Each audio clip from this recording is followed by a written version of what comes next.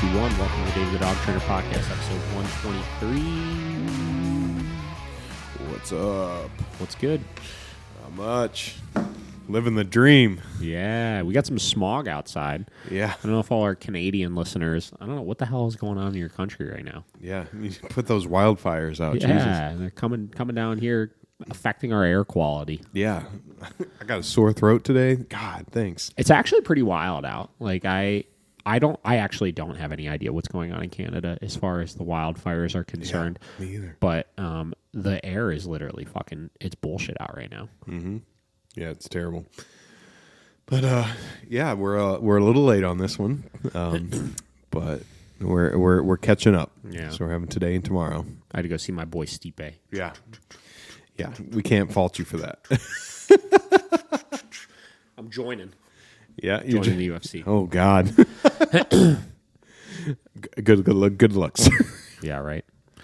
Yeah, so we're a couple days late. I had to go do a lesson with Stipe. So we posted about it. So we got to work with Stipe Miocics Dog recently, the UFC heavyweight champ from Cleveland, which was a pretty sweet experience. You know, it's one of those things I've been doing this for a while, obviously. You know, coming up on like 10 years or so. And, we've gotten to work with some really cool people along the way, right? Where we're located in Cleveland, we got a lot of professional sports teams, and I've worked with a lot of the athletes and stuff like that, and, some other like high profile individuals and stuff like that. And, every now and then, like you get a client that's just like, is pretty cool. Yeah. that was kind of one of them. I was like, damn. I was like, I'm a big UFC fan. Obviously, I've been watching a lot of Stipe's fights over the course of his career. He's from Cleveland. I remember when he won the heavyweight belt initially, it was like such a big deal because it was like the first official Cleveland championship of any way, shape, or form. Yeah. It was kind of weird because it was like not like a major sport, obviously, but it's still a major sport, obviously. So that was a pretty cool one to work with him and his family, Yeah. and the dog is crushing it. We did a board and trained with Mr. Atos. He's got a German Shepherd named Atos. Posted a lot of videos and stuff of him. Just a young German Shepherd. He was like 7 or 8 months old, and they had done a pretty good job of training him already up until that point. They had like a guy that was kind of coming to the house helping with some basics and stuff, but they were struggling with like taking him off site. It's like some fear issues and leash reactivity and things like that. Just normal young German Shepherd things. And they didn't really have much of a way of socializing him. So that was the primary reason they chose to do the board and train with him, was to get him exposed to a lot of different types of dogs and, help kind of build his overall confidence and just help make sure he was growing and developing like at the right rate, Yeah. So we took him in, stayed at the facility for a while. I actually brought him home and he kind of stayed with me for a little bit, and was able to hang out with my dogs and kind of just like learn how to, it's an interesting concept, kind of segueing this into, some of today's topics and stuff like that, is he just needed to learn how to kind of be a dog. Yeah. I think sometimes with young dogs, we get really hung up on the training side of things, right? We get really hung up on the obedience commands, the sit stays, the down stays, the calm, she was teaching all sorts of cool tricks and stuff. She, like I said, they did a very good job with him. She was teaching like middle and like his foos and like, all sorts of fancy commands and stuff, right? I didn't know that. Yeah. And that's just not what he needed. Mm-hmm. Like he needed to have good obedience, right? But he needed to learn how to be a fucking dog, man. Like he was just, and we see this a lot with, people that have, whether it's large properties or they live like outside of the city, or, we work with higher profile individuals that just have like big houses that like constantly just kind of have people in and out. So they're never needing to leave for much. It's just the dog has a hard time getting exposed to anything else except their house, Yeah. And, because of that, he just didn't know. He was very confident at home, and he was very stable. And, one of the things I remember when I went and did his assessment initially is, he didn't even make a peep at when I came through the front door or anything like that. Like, he had a great temperament. But you take him outside of that environment, and he just, like, melted, right? He didn't know how to handle himself. He didn't know what anything else was, right? Yeah. Which is why I chose to just kind of, like, I didn't even do that much obedience training with him, right? Yeah. Like, I proofed his downstay, I proofed his leash walking and his off-leash recall and stuff like that, but I just took him everywhere with me. It's like, hey, we're going to fucking Home Depot. You're going to Home Depot. We're going to the park. You're going to the park. We're going to help out with this lesson. You're going to go help out with this lesson. Oh, I need to go do a one-on-one with one of our trainers and a board and train that's in. Well, we're going to bring him also, and he just got used to just seeing so much, right?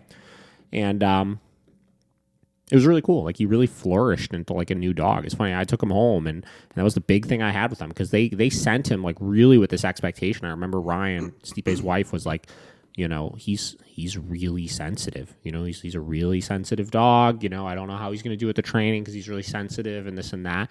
And I sent him home. I was like, this is not as sensitive of a dog as you think he is. Yeah. You know, like he is not as much of a weenie as you think he is, right? Like, once he got exposed and comfortable in these new environments, he was actually like, he was a pretty confident dog, you know, and it was cool to see. So, you know, keep that in mind with your dogs. It's like, we get hung up on the training side of things so much sometimes, but let's look at like all of the different things that we try to use training to stop, right? So your leash reactivity, right? Your issues with guests coming over the house, whatever, any type of socialization related issues, right? Or fear-based issues, right? And, you know, instead of getting so hung up on the control side of things around those triggers, let's focus on just the exposure side of things to those triggers, right? Like, you know, we've talked a lot before in the past about Vinny, right? And, you know, some of his issues with people he had when he was younger. You know, when I first got him, I remember I think he was like 4.5 months old when I got him. He was shipped in from California, and I had to go pick him up from the airport.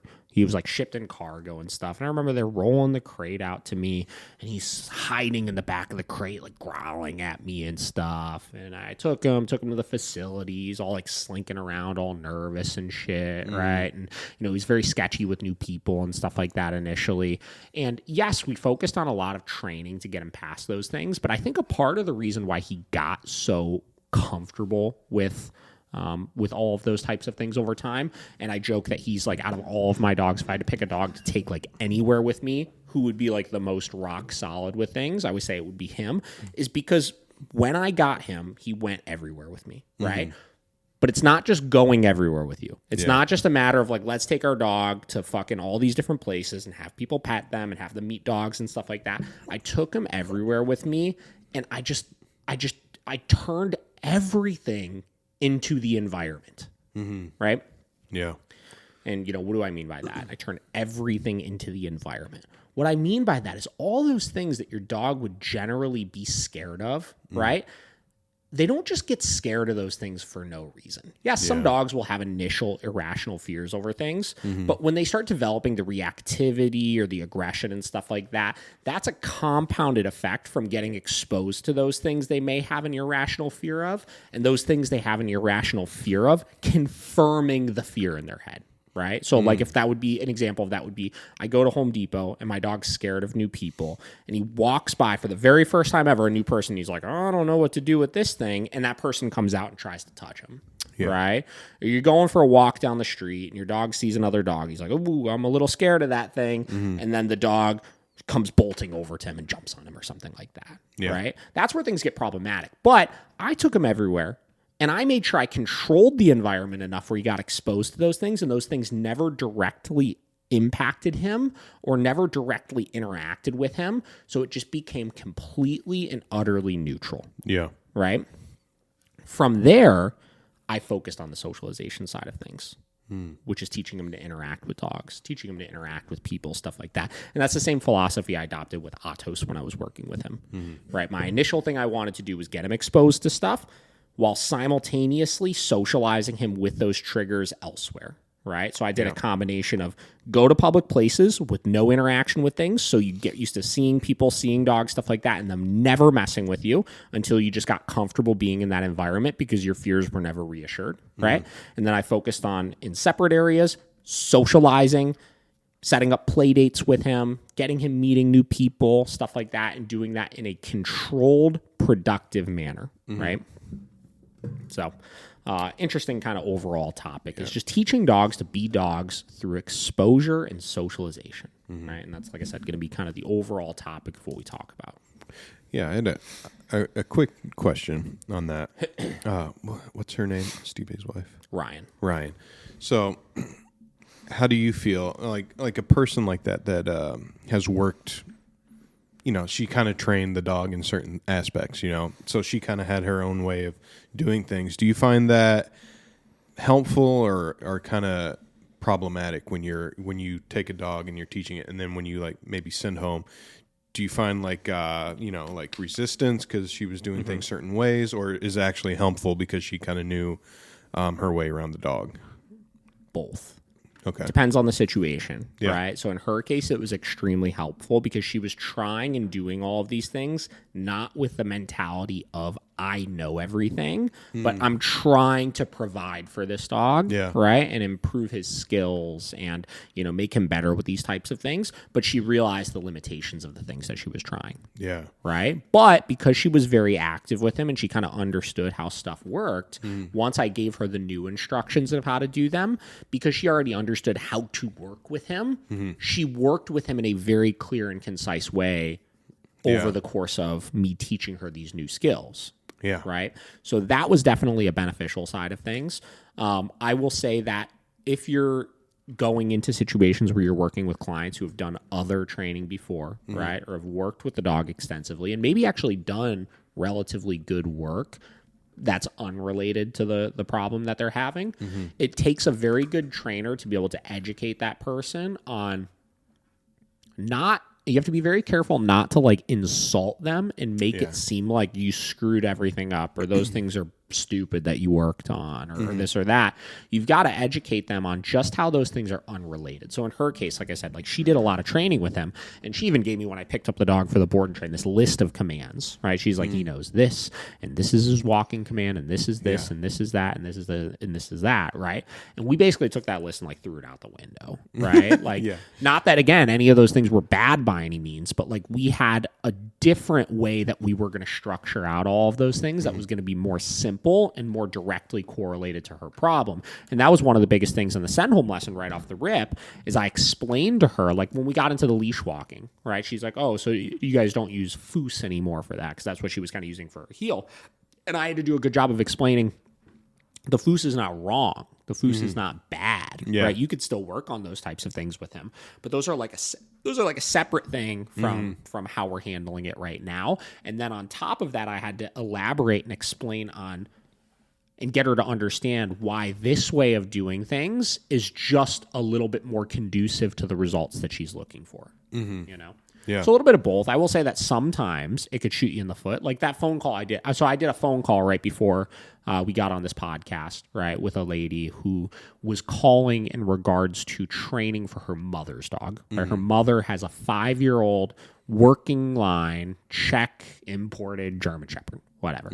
Her mother is also like 80. She said like 82 or 84 or something like that, right? So she's a little older, right? And she said that her mom for 30 years was a Schutzhund trainer, right? So Schutzhund is obviously a old German protection sport that now is kind of IGP, but whatever, right? So which is great, right? Like, listen, I've all respect in the world for people that have done stuff like that, for a while, right? But the problem is they're having a lot of problems with this dog, obviously, right? This dog is clearly a little bit outside of their pay grade as far as their knowledge of things. And past that, I don't know anything about, their physical health that they're in and stuff like that. But this dog is probably a hell of a lot stronger than some of their other dogs they've had. And tack onto that, they're probably a heck of a lot weaker than they used to be, right? That's not a bash on them by any means, but like that's just the reality of the situation. Yeah. As you get older, that's a lot of dog to handle. It's a lot of dog to handle for somebody myself. Like a young buck like myself, right? So they're having a lot of issues, and one of the big things that she had said was because her mom had trained Schutzhund for so long with dogs, she is pretty opposed to this idea of doing training, right? Which we hear a lot, right? And we hear it on even a more minor scale, right? Where we'll get people that come in who have maybe owned 9 dogs before in their life, right? 50, 60-year-old person, something like that, right? And those 9 dogs they've had their whole life, whether they were easy dogs or moderately difficult dogs, and they did an okay job of managing and training those dogs on their own, right? They have a hard time letting go of those ways because they don't view it as an educational issue on their end. They view it as a dog issue, right? Yeah. I know what I'm doing, but this dog just isn't getting it. This dog is too stupid to get it or something like that. Yeah. Right? Which we obviously know is not the case, right? A lot of times there's just some dogs that exceed the difficulty level of some of the dogs that you may have worked with on your own. Yep. Right? And ironically, it's funny how our topics kind of align a little bit. The staff just did a podcast the other day on something very similar to that. I think they called it like, don't lose the student mentality ever. You know what I mean? And even as trainers, we have to check ourselves on that sometimes, because I think sometimes owners, after they've owned a couple easy dogs, will lose the student mentality. Yeah. Right? They have a hard time admitting that they don't know how to handle this situation. Right? They think that just there's something wrong with the dog. The dog is broken because it's not responding to the things that I've done with all of my other dogs. Right? Yeah. And that's such a weird shift that people have a hard time getting themselves out of sometimes. Yeah. Oh, yeah, definitely. Long-winded answer to your question there. No, that's good, though. But did you still use some of the words that they were using prior in your training? I mean, so they wanted to do like German commands and stuff like that, which whatever. There's nothing wrong with that. We get people that come in that want to do different languages and stuff. So we did that. And it's less about the words, right? Yeah. Words aren't so important, right? Yeah, exactly. It's the meaning of the words that are important. So what we did with some of those words that they taught is we just shifted the meaning of them to be something a little bit different, a little bit more clear to the dog, and a little bit more easily enforced. Yeah. But I think that's a great, I don't know, maybe compromise or caveat to like still implement kind of what they were doing, but so it's still easy for them because they were already using that kind of language. Yeah. But you just kind of repurpose the words to help the dog better. Yeah. So I think that's a great way to like kind of you still integrate that list that she had, Yeah. So it wasn't like, oh, we really just threw it out the window, but we just kind of like adhered it more to what the dog needed. Yeah. So I like that. Yeah, I always wondered about that, and I thought that was a really good one because it's like obviously she has a lot of care for the dog, and she was already kind of doing these things with him to try to help him out.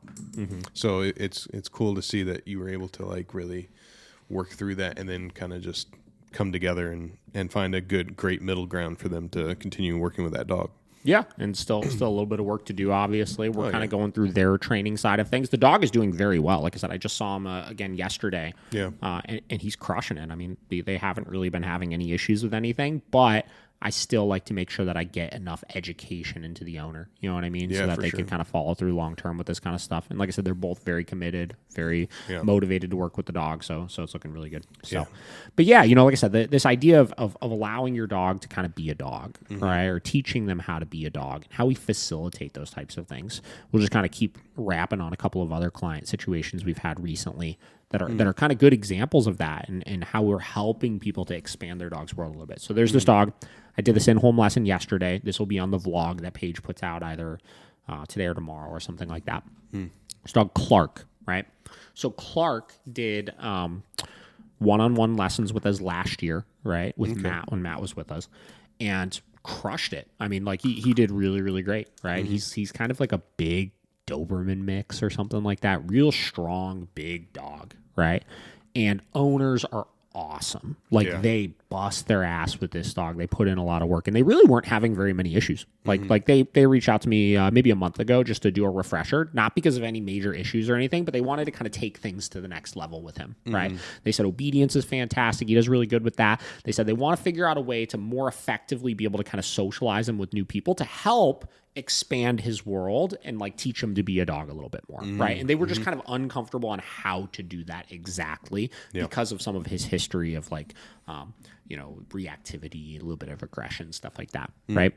So we did a follow-up lesson with them, and we kind of got into everything. Everything looked pretty good, but they just wanted to know how to handle exactly having people come over. So we went over the house, and we just kind of broke that process down for them, and we were there for 40 minutes yesterday. Right. Wow. Not even very long, right? Yeah. Short and sweet, right? Okay. And I'll break down exactly how that session went, right? So first thing first, I always talk about with introducing your dog to people, our first step is making sure that we keep the dog in a controlled state of mind, away from all the action, to get them out of this state of mind of needing to like decide if the people are okay or not, or put them in a vulnerable position where they're going to react to begin with. So we always do a bed stay for that. Now, the reason why I like the bed stay, right, is because one, it establishes control as people are coming in, right? So people come in, the dog is on that bed stay, right? The dog is able to see the people, smell the person, smell the people, hear the people, like I was talking about, right? We're able to firmly correct for non-compliance of that to get the dog into an even more compliant state of mind if they're a little too distracted with stuff.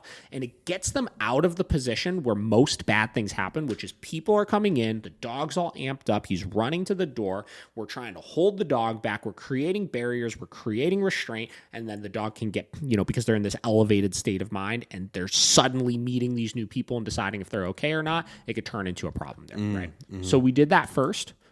He held that bed stay. We probably had him hold that bed stay for 15, 20 minutes, something like that, right? He broke it maybe one time, gave him a correction for it. And I always tell everybody, correct firm for that. So she gave him a correction for it, and he kind of cared about it, but he didn't really care that much about it, right? So I told her to jack that level up quite a bit more. She corrected one more time for him with it. He definitely cared about that correction, and you could see his entire state of mind shift when she did that. It went from, I'm on the bed, I really want to get off, I'm kind of concerned about those people over there, to like, whoa, oh, okay, I got to stay here, right? And he started focusing a little less on us, me and Paige were there, and focused a little bit more on his bed and stuff, right? Yeah. So we did that. We had him hold that for, like I said, 15 minutes, 20 minutes, something like that, which is generally the sweet spot for the amount of time it takes for the dog to kind of chillax a little bit, settle down into position, right? Had her put the muzzle on him. We talked a little bit about, all right, cool. So what we're going to do now is we're going to test him a little bit with this bed stay, and I'm going to do things that your guests generally would do, right? So I kind of walked in, and I looked at him, and I smiled at him, and I'm like, oh, hey, bud, you're doing a good job holding your bed over there. And a lot of people will look at that as unfair, right? Here's why I think that step is important, right? Okay. One, people are going to do it anyways. When you have guests come over your house, your guests, even if you tell them ignore your dog, they're going to stare at your dog from across the room. They're going to say, oh, you're being so good over there, right? They're going to say little things like that and do little things like that that are going to entice your dog to get off. And we need to make sure that, one, the dog understands those aren't a cue to get off, because we're the one that put you there. We've got to be the one that's ultimately going to release you out of position. And two, we've got to make sure that our dog's attention is not too on the guests where they lose focus of the thing that we're asking them to do. Yeah. Right? So we tested it with that, right? Once we confirmed he wasn't going to break that, we talked about the next step, which is we're going to release him off, and I want to put him in a position where he could just freely move around, right?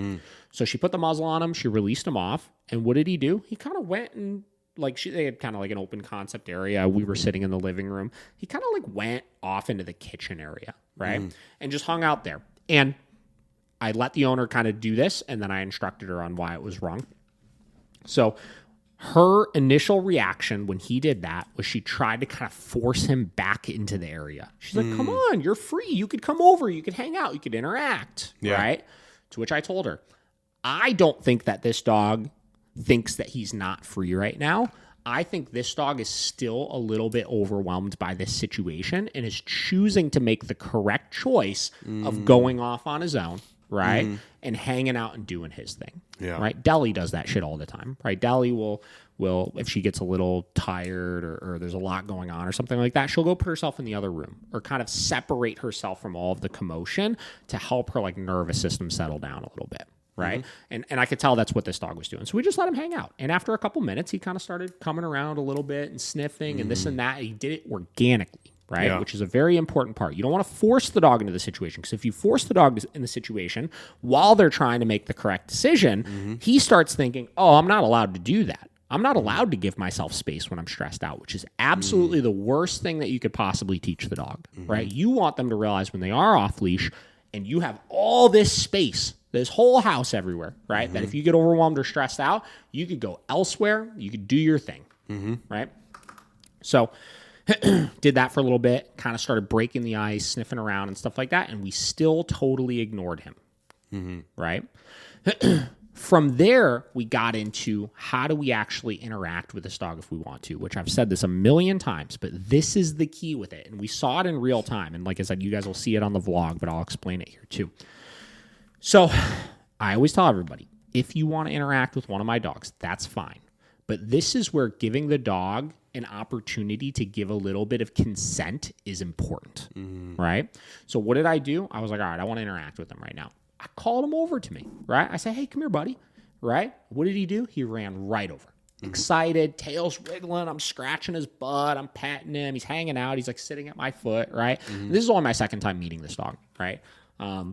We're hanging out, things are great, right? I was like, this is awesome. I was like, if he wants to go away, I'm going to give him the ability to move away, obviously. I was like, but if he wants to sit here and get interaction the whole time, we're going to stack these wins of positive interactions with this dog, right?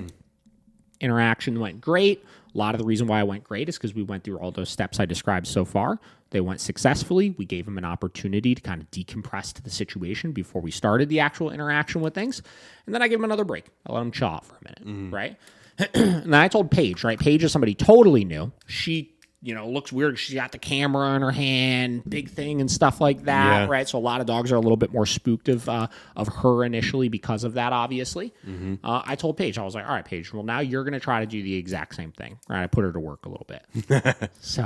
So she did the same thing. She called him over, and he came over, but you could see, right? You could see in his face, he was apprehensive. Right. He came over and he's just like, I'm not sure. Right. And like, he went all the way over to her, which is consent. Right. He gave the consent. She started interacting with him. And you could tell after a couple of pets, he just kind of drifted away. He went away from her. Right. So what did he do? He made the correct choice. He said, I'm unsure about this person, so I'm going to go away. Right. And that right there, I told her, I was like, that is the most important thing. And that is what we want to reinforce. And we reinforce it by just leaving him alone, obviously, because what he wants is space. So by leaving him alone, he gets reinforced by getting the space and getting away from the thing he's apprehensive of. But I was like, that is so important because here's the thing, right? When that situation happens, a lot of owners, and she was thrilled when she saw it. She's like, oh, that's great. He made the correct choice, right? Most owners look at it polar opposite, right? They create this picture in their head of what socialization should look like with their dog, right? And they think their dog should be just as excited to see every single person as he was to see me when I called him over to me, right? And they go, oh no, he's not acting the way that I want him to act. I was like, no, not to her, but to other people. I was like, he's acting exactly the way you want him to interact, to act, right? Which is, if you're uncomfortable and overwhelmed, go do something else. Dogs are going to get overwhelmed by things. Dogs are going to get uncomfortable by things. The problem does not lie in stress or anxiety or fearfulness. The problem lies in how the dog acts when they're in that state of mind. That is it, right? And that's what's wrong with this kind of force-free agenda and movement, right? Is that it's looking at behavioral issues from the lens of when dogs are scared of things, we have to make them not scared of things. Now, there's a healthy dose of that comes into play. I want him to not be so scared of people, obviously. But the problem is not that, because that lens would say that the dog should never be scared of anything, which is not real life. The dog should never get anxious of things. That's not real life. The dog should never get fearful of things. That's not real life, right? The lens we need to be looking at things from is when my dog gets anxious, nervous, or fearful, do they make the correct choice still? Right? Which is exactly what we saw that dog do, which is exactly what owners need to be looking for, so that when they see the dog make the correct choice when they're nervous, that they understand how to step in and advocate for the dog so that the dog continuously has positive interactions and is reinforced for their correct decisions, right? Because in that moment, the mistake 99% of people do is either one, they're petting the dog tries to slink away and they try to stop the dog from getting away. Big no-no, don't do that. Thing number two is after the dog slinks away, they try to beg the dog to come back to them, which just puts a ton of pressure on them. Or even worse, thing number three is the dog slinks away from them because they're apprehensive, and then they go and pursue the dog because they can't get past their own selfish desires of that dog should like me. Right? So that was just so cool to see. And then we had just like this awesome conversation about it after, which is just like, she said, like, I think Michelle and Bridget like did a podcast recently where they were talking about this idea of like, we sometimes as an owner of a difficult dog, right? Or I hate even saying that. I hate even saying as the owner of a difficult dog, because really what it is as the owner of a, let me lens this out here. As the owner of a dog that doesn't act to the norm that society has created, I feel like is the better way of putting it. Yeah. Because this dog in question right now that we're talking about is not really a difficult dog. Yeah. Right? Like, it wouldn't really be that hard of a dog to own if I owned him, or she doesn't really have massive issues with this dog at this point or anything. Yeah. You needed training to help her to be able to manage him, obviously. And before that, he might have been a little difficult. Yeah, for sure. But most dogs prior to training are pretty difficult, right? Yeah.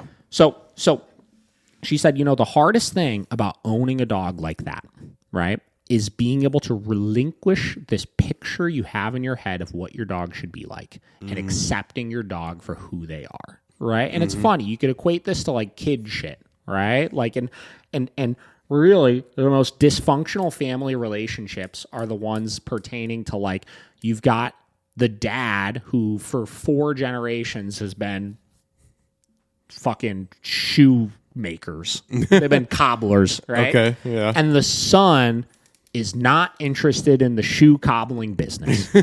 But in your mind, you were going to have this son so he could take over your shoe cobbling. Is it shoe cobbling? I know it's a cobbler, but do you say shoe cobbling? I just think cobbler. Just say cobbler. Cobble shoes. Yeah. The son has no interest in cobbling shoes, right? Right. And you just, that was in your mind, and you just have such a hard time letting go of the fact that your son is an individual and is interested in different things than you're interested in, and probably doesn't like certain things that you really like. And unless you could accept them for who they are, you are going to have a shit relationship with them long term. Right? It's the same. It really is kind of the same shit. Yeah. Right? Like every Disney Pixar movie. Come on. Isn't that kind of what it is? Yeah. You guys see it? So it's just interesting, right? Like I look at situations like that, and we ended it so early because we had such a positive experience. Like, that was such a positive win of a situation, right? We had people come over. He doesn't really get to interact with people very often. And we had one person that he interacted with that it went phenomenally with. He really enjoyed it, which is a huge win, which was with me. And he had one person where he was curious and went to go interact and realized he wasn't ready for it, went somewhere else, and we were able to reinforce that excellent decision that he made of going and doing something else as opposed to reacting like he generally would in the past. Yeah. 2 massive fucking wins. I was like, we're ending it on that. I was like, that is a great fucking note to end on. Yeah. Right. And that's kind of, yeah, I mean, that's how that one went. Yeah. Pretty sweet. I mean, that's one of those that if you just do that every time, the confidence boost that dog's going to have. Oh my God. In the next few months. I mean, he could get to a point where he doesn't even have to leave the room, you know, because he knows that he has that option, but he's not going to be resisted if he goes away, you know? Yeah. I mean, literally 100%, right? It's the hardest part of dog training, you know? The hardest part of dog training is just getting people to accept their dogs as the individuals that they are. Yeah. You know, and understanding it's the fine balance of holding them to a higher standard, right? But still allowing them to be themselves. We got an interesting question on YouTube, right, that I kind of answered, but let me pull it up here. Why don't you talk about something, Josh? Yeah. Well, I was going to say that I like cases like this because there wasn't a lot that got changed. It was just these fine little details, you know, of how, it is. It was just like, you know, they were probably not doing that much wrong. And you were just said, well, let's just try these couple of different things. And and in their fairness, they actually weren't doing anything wrong because they were doing the correct thing to do when you don't know how to do something, which is just don't do it. Yeah. Right. They weren't even trying to introduce them to other people. So there wasn't any problems that they would have had, obviously. Yeah. You know? Yeah, but I love that.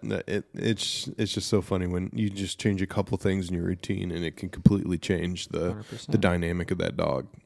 Yeah. Where the hell is this? It's in here somewhere. Boy, got buried, did it?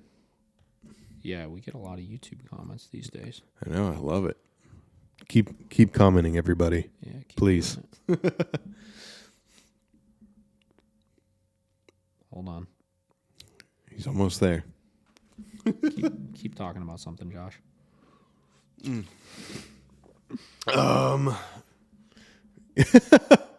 don't know. That was Here it is. I think I found it. Oh, he's got it. Okay.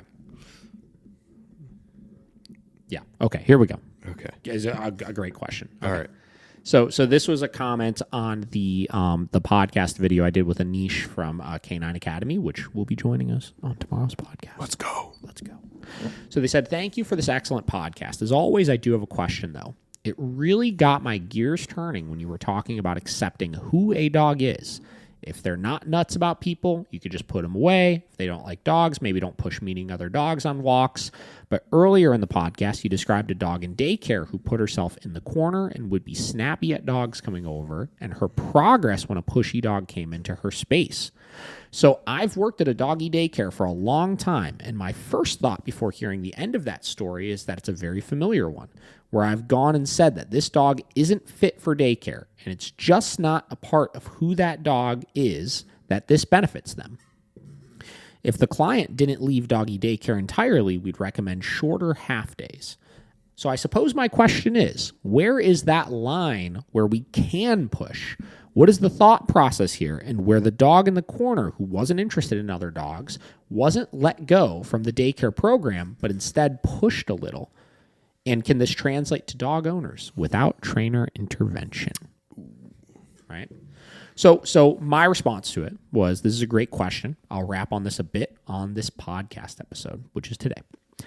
Accepting who a dog is doesn't mean never striving for better. It means understanding what their home base is. If they don't love other dogs, I'm not going to be upset if they never play with other dogs, but I would like to continue exposing them to them in a good way that will help them to not hate them. If my dog is a high energy, slightly anxious dog, I'm not going to expect them to be a couch potato, but I want them to be able to focus and control themselves when I need them to, etc., right? Mm-hmm. So this is the thing, right? and it's very situational. We'd have to get into every possible scenario of like dog issue to describe, what side of things you should lean into, right? Because it's a balance, right? Mm-hmm. Where if you have like who the dog is and you have improving their threshold or tolerance to those types of things, mm-hmm. right? You're never going to get a perfect balance if the dog is just completely past this type of problem, right? Mm. Like in the case of the dog they're referring to, I was using the example of a daycare dog that used to come to our Columbus facility, Piper. If you remember Piper. Piper B? Piper, yes. No, not Piper, Columbus facility. Oh, Columbus. Sorry. Wrong Piper. Wrong Piper, yes. And Piper, when she first started coming to daycare, hid herself in a corner, right? She would go put herself in a corner, and she would snap at other dogs for coming in her space, and we would constantly just advocate for her, and just not let other dogs come up into her space, mm-hmm. right? And I use the example of one day we had a dog that was a little bit pushier that we let kind of push her out of her shell, right? So the dog went up to her, she snapped at him like she generally would most other dogs, and the dog said, okay, cool, I'm going to come up to you again. And then she probably snapped again, and the dog went, okay, cool, I'm going to come up to you again. And did that like 3 or 4 times until she learned a new thing. She tried something else, right? Which was she got up and she like went somewhere else. And where she put herself just so happened to be like in the mix of like some dogs that were playing, right? And she got in that mix of dogs that were playing, and within a couple of minutes after that, started engaging with one of the dogs and then playing with one of the other dogs. And that was like the first time she ever played with another dog at that daycare. Yeah. Right? And the idea behind it was, what they were asking is, well, she clearly didn't like being around the other dogs initially, right? So why wouldn't we have just said, you know what, this isn't a good fit for you?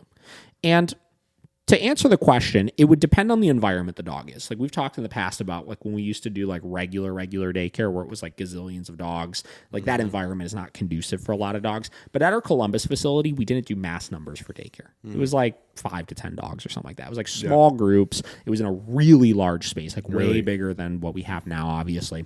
And, so all the dogs were able to have their own room and get away. And like nobody was like overly like stressed out by anything and stuff like that. Right. Mm-hmm.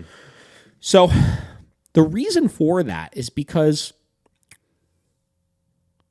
we knew that she could improve with it, right? Like we knew that there was more potential. Like I genuinely don't believe that dogs are just completely antisocial creatures that will never learn to like or tolerate more effectively being around other dogs, right? Like there are some dogs that aren't the biggest players, obviously, right? Or they're situational on the types of social situations they want to be in, right? Meaning that they need to be able to have the ability to give themselves space or go somewhere else. Or in the case of the dog we were just talking about a minute ago, be able to go off into the kitchen and hang out there by himself if he was too overwhelmed by everybody hanging out in the living room, right? Like there's definitely dogs like that. But when introduced properly, right, and introduced slowly enough and intentionally understanding how to push them out of their shell and look at the behavioral issue they're exhibiting and try to figure out why they're exhibiting that, I think all dogs can make a ton of progress, right? Yeah. And that's exactly what happened in this dog's case, right? And the reason why it was so effective is sometimes dogs that are like kind of shut down, hiding in a corner, snapping, stuff like that, in their mind, they don't think they could do anything else, which is what creates all of the stress in the first place with them, right? She was so stressed out because she probably felt like even though she was in this freaking like 3,500 square foot room, right, that she felt like in that corner, there's nowhere else for me to possibly go. Right? Like I'm not allowed to interact or do anything in any other way, shape, or form. Yeah. So when this dog pushed her buttons and she kind of snapped at him, pushed her buttons, she snapped at him repeatedly, she started realizing that the snapping at this dog isn't working and accomplishing to make them go away. And you run the risk with some dogs where they'll intensify it, right? And they'll try something else, which in some cases can be actually going after the dog. This is where you get into knowing your dog, right? This dog wasn't the dog that came in with like massive dog aggression issues where I had much of a fear of that, obviously. Yeah. But sometimes what they could do, especially in the case of having a lot of room, is they could try something else. Of instead of reacting to make the other dog go away, they'll go off, right? And they'll go do something else, right? Which is exactly that's where you would reinforce, no different than we talked about with this dog when he kind of evaded Paige, right? And went off on his own when he's overwhelmed and did the correct thing instead of reacting at her. Yeah. Get what I'm saying? Right?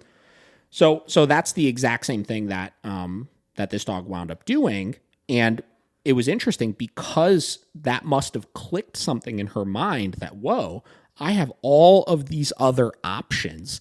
It just automatically, like literally like a switch, just alleviated so much of the stress that she had, which caused her to start interacting with the other dogs, right? So you just have to know the dogs you're working with, and you got to just kind of like play around with it a little bit too. You know, that's something I'm telling people all the time is we're here to interpret these social interactions. We don't actually know. Like I can't literally talk to a dog and ask them why they're doing what they're doing. And in a lot of cases, you don't know why the dog is doing what they're doing. So you figure it out by trying different things. Yeah. You figure out by seeing and observing the dog's behavior as things stress them out or make them scared or certain dogs interact with them in different ways. You gather intel and information on the dog to be able to best come up with a solution and a plan for how you're going to help them work past their issues. And that's exactly what we did with that dog, right? So answering the question, like it's a daycare setting is a little funny because there are a lot of dogs that a formal daycare is really not that great of a fit for them, you know? But when it comes to other day-to-day things, like you just got to look at like, what do I have control over and what do I not have control over? Right? Yeah. I have control over my guests interacting with my dogs, right? I could make sure, like we described with Clark, I could make sure that we have short, really positive interactions that are done in a way that's going to be conducive to the dog and have that always go successfully, which is going to make sure that I'm always moving the dog in a trajectory that's positive and improving their social skills over time, which is holding them to a higher standard, right? But maybe that dog won't ever love the vet because I don't have control over what's happening there, right? Maybe that dog doesn't want people invading their space while out on the walk because I don't have control over how those people are interacting with them from there, et cetera, et cetera, et cetera. Yeah, true. Right? What do you think? No, I agree. Sorry, it looked like you had like more to say, so I was No, I completely agree with you. You could talk obviously, but I got one more thing that's kind of on that topic too. Okay, cool. No, I think it is weird. It's just a little finicky, you know, like you said with the daycare setting. Like, I don't even know if that's like a great place for it. But in the case of like the one in Columbus, like you said, like 5 to 10 dogs in a big open room, I think gives you more room for experimenting. Whereas I don't know did this person say what kind of, like if it was a really busy daycare that they worked with? No clue. Yeah, so maybe theirs was like a really crowded place that you can't really work through that. I don't know. It's possible. Yeah. Yeah. And then, okay, so this is going to be the last kind of segue conversation here that's related to the last thing we talked about. So I said a minute ago, when I go out in public, I can't really control how people are interacting with their dog, right? So this is going to be the next little thing. So I got another comment on YouTube, right? That was on one of our videos talking about why we don't let people pet our dogs out in public, right? Okay. This person said, this is one of those issues I've seen trainers from every method have different opinions on. As a trainer, if I have a dog that is very fearful of their environment in public, I want them to meet as many people to push them out of their comfort zone and come out of that fear. But I'm working with dogs that are overly excitable around strangers and can't focus. They won't be meeting anybody. But overall, I prefer a more neutral stance. If someone asks to pet my dog, I'll say sure, then move on. I'm not going to go to crowded areas looking for people to pet my dog, and I'm not going to actively avoid it. So this is an interesting one, right? And I'll read my reply to this. I said, everyone has a different opinion on how things should be. I think the idea of socializing out in public is one of those things like dog parks that is a good idea in theory, but not so much in practice. Socialization on leash in public isn't always bad, but you're kind of at the mercy of how the person is going to try to interact with them. Additionally, there is something to say about when out and about, if the dog is scared of the people, we could turn the people into the environment by not having people interact with them. All in all, I'd rather eliminate the risk and just socialize the dog when the dog is off leash to move freely as opposed to on leash where they are trapped, right? So let me elaborate on what I mean by that. We talk about dog parks all the time and socialization. And one of the things I started off talking about was, teaching your dog to be a dog and letting them interact with dogs and letting them interact with people and helping them to kind of expand their world that way, right? But it's also this concept of, in order to do that, we have to make sure it's always done right. Yeah. And the best example we used was when Paige was interacting with Clark, and Clark said he wasn't ready for it and gave himself space. The interaction had to stop at that in order to reinforce that correct decision. Yeah. So if I have a dog that's fearful of people, sure, in theory, having them meet people out in public, if done 100,000% successfully over time, should accomplish the same goal of allowing our dog to develop a better association with people. But when you're dealing with random strangers out on the street, you don't have control over how they're doing it. And I bet you anything that 99% of the population is not going to be able to pick up on the signals the dog is giving you when they're no longer wanting the interaction. Yeah. And tack on to that, if the dog is on a leash in public, their ability to flee and give themselves space is so much less than it would be if the dog is off leash, that your risk of that interaction going poorly is so much higher. So much higher, right? So I would rather say, if the dog is uncomfortable in the environment, make the environment have nothing to do with the dog, and the dog will get past it 10 times better while you're in a separate session, in a more controlled area, with people you know and trust, working to build the dog's positive association with dogs or people in a social setting, right? Like we did with Atos, like I explained at the beginning of things, right? Yeah. In the environment, nothing impacts you. Don't even fucking worry about it. Doesn't matter. Not going to let any of this scary shit affect you. Outside of that, I'm going to make sure I build small positive wins in a social context over time to help balance everything out. Yep. Mic drop. So, just a little wrap on socialization stuff today, right? Getting into some of the nuances of, working with some of these types of dogs and helping people overcome these things. But I want you guys looking at that, right? If you're struggling with socialization issues and you're socializing your dog all the time, right? Maybe it's time to cut back on that a little bit. Maybe instead of doing it all the time, you do some sort of socialization once a week and you do it in a more controlled manner, right?